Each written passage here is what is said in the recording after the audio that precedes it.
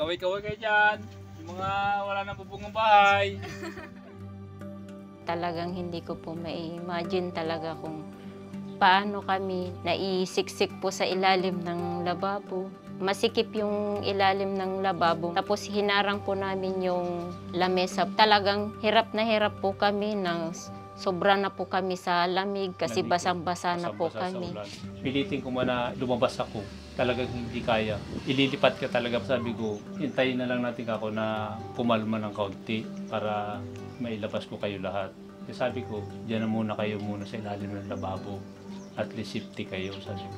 Wala na tayong upahan. Nagpe-pray po kami na, Lord, tulungan mo kami kahit wala kaming mailigtas na gamit. Basta't kami ay ligtas po. Sa buong buhay ko talagang, hindi ko talaga alam. Ngayon ko lang naranasan itong tamaan kami ng ganito kalakas na ulan. Dito lang po sa Kalayan.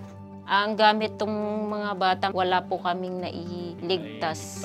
Basa lahat po. Basa po lahat talaga. Wala na tayong naiwang gamit, puro basa. Paghihirapan po namin talagang paano namin Basta't kami hindi po kami maghihiwalay na isang pamilya mo. Ganyan lang talagang buhay. Lord, buhay pa kami. Buhay pa rin, o. Di bali sira ang bahay, wala akong pamilya.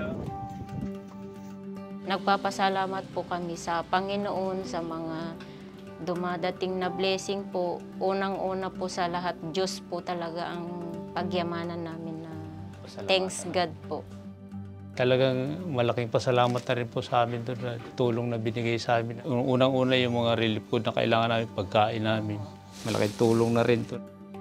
Solar, importante po talaga to kasi wala kaming kuryente. Hindi namin alam kung kailan magkakapower. Number 1 po kami nagpapasalamat talaga sa inyo sa mga tulong na binigay niyo sa amin. Sana po ay hindi lang po kami ang matutulungan nyo. Sana po ay mga katulad pa namin na nasalanta ng bagyo ay makakatulong pa kayo sa ibang, hindi lang po kami.